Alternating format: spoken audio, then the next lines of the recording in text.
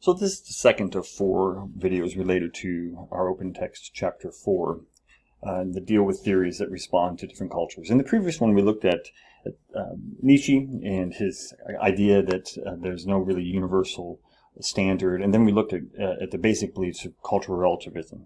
In this particular video I want to look at the implications of following a cultural relativistic moral philosophy, and then we'll look at is there a way to evaluate the cultural practices of different peoples from a moral standpoint? Is there some kind of objective way that we can make those evaluations?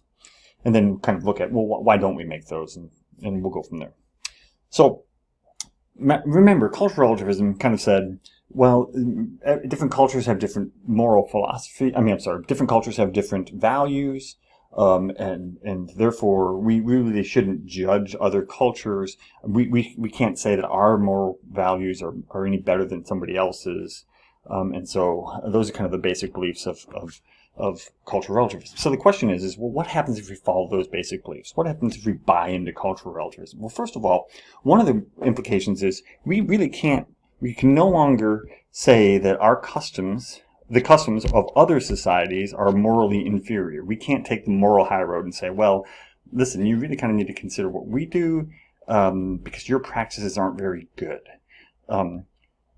We'd have to stop criticizing perhaps some of the less benign practices. Like we couldn't say that if some societies practice slavery that they shouldn't do that. We couldn't say that if some societies have human rights violations that they shouldn't continue to do that. We just simply couldn't do that. And therefore, also another kind of implication is we couldn't do any constructive criticism. We couldn't decide whether actions are right or wrong just by consulting the standards of our society. And so, for example, in 1975, most members of the South African society would have agreed that apartheid, which was a system where the minority white people had privilege and the majority black people didn't have a say. And so therefore, a lot of people in South Africa believed that was just perfectly fine. However, most of the world said you can't do that. You can't oppress a people based on their color. And so if we were to follow cultural relativism, we couldn't have that discussion. We would just simply have said, well, you know what, that's just what the South Africans believe, and so therefore we should allow the South Africans to continue to believe that. And then finally, the idea of moral progress would be gone if we bought into cultural relativism. In our history, in our own history of our country, women couldn't vote, women couldn't own property, they couldn't hold public office, we had slavery. Therefore, and I think we've moved beyond that, and we're trying to even have progress from a moral standpoint in those areas and others. If we were to buy into cultural relativism, we wouldn't have such progress. We would just simply say, hey, our culture believes women shouldn't be educated. Women shouldn't have the right to vote. They shouldn't be able to own land. And that's perfectly okay because that's just our cultural belief. That's highly problematic. Now, sometimes people look at different cultural practices and say, man, they're just so different than us. Well, are they different? There's a difference between a culture's customs and a culture's values. This picture here shows a picture from India and in the eastern part of or the far eastern part of India, western part of perhaps China. And so there you have, in those areas of the world, you have a lot of Hindus. Hindus believe in the concept of reincarnation. And so here we see on this clogged street with traffic at a standstill simply because there's a cow sitting in the middle of the street. You wouldn't see a scene like this in most of America. You may see a cow running down Woodward sometime or something like that, but we'd be trying to get that cow off the street, and we'd go to great lengths to get it off. In India, they let the cow roam where the cow wants to because, well, the cow may be grandma.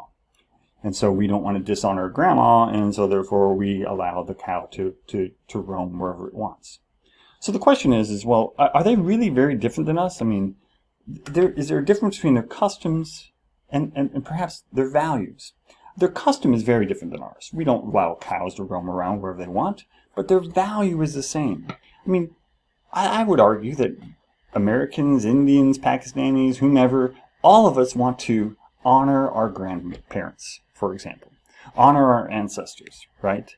And so we may honor our grandma in one way, and the Hindus may honor grandma in a different way. We may plant flowers at her graveside and go and respect her there. The Hindus choose to respect grandma by thinking, well, perhaps grandma was reincarnated as a cow, and so therefore we need to treat that cow with honor and dignity. So the values are the same. The customs may be different.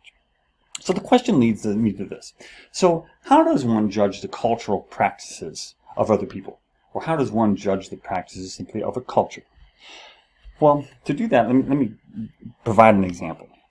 So in some parts of Africa, in tribal areas, they still practice they still have the practice of excision.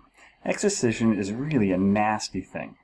So the excision is the mutilation of female genitals. And so it's defended among these African tribes by saying, well, you know, if we excise a female, the women are less promiscuous, and therefore there are fewer unwanted pregnancies. Wives, for whom sex is only a duty, they believe, will be less likely to be unfaithful. And then therefore wives will spend more time focusing on the needs of her husband and her children. And men will not want unexcised women who are unclean and immature, because maturity is they mark maturity supposedly with excision, even though this is done on very young teenage or even pre-teenage girls. And the practice has been done since antiquity, and therefore we shouldn't change our ancient ways, the tribes would say.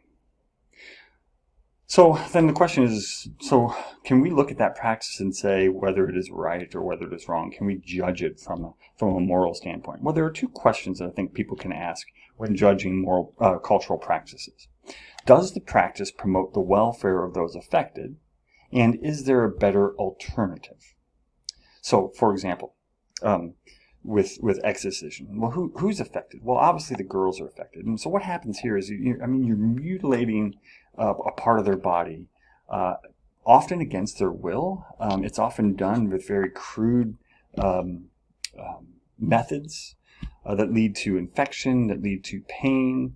And so therefore, it's hard to argue that the girls that are affected are actually benefited by this. And then, okay, is there a better alternative? If the rationale for doing this is we want to promote fidelity, we want to promote harmonious families, and we want to protect the family, perhaps there's a much better alternative to bringing about those ends than the means of excision.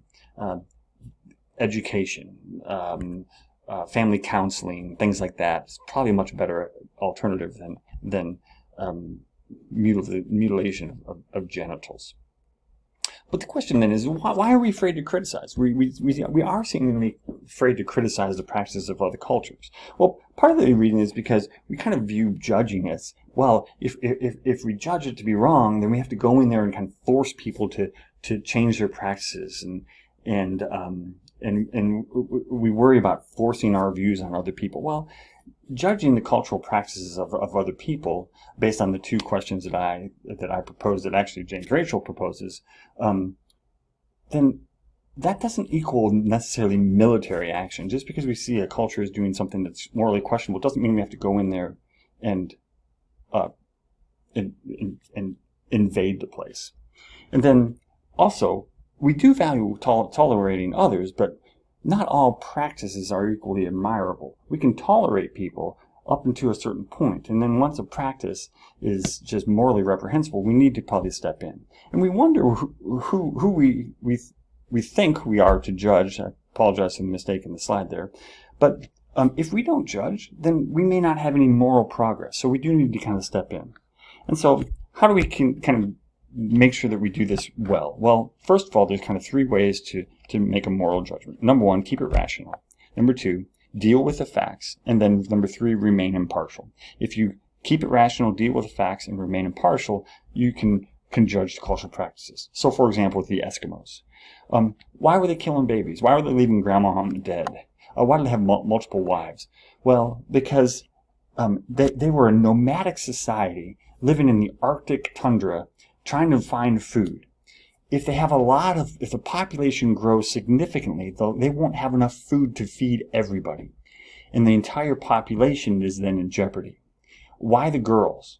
Well, because the girls, like it or not, were not able to as effectively go out and hunt as the males were at the time.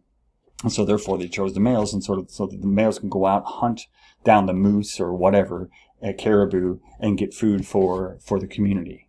Why leave the grandparents and the dead? Because if they had to slow down the entire tribe to get to another, while they're trying to get to another food source, then the entire tribe dies off. And so therefore they left. So there were some rational reasons for some of their practices. And we have to kind of consider those facts and remain impartial when observing those facts and weighing out their practices.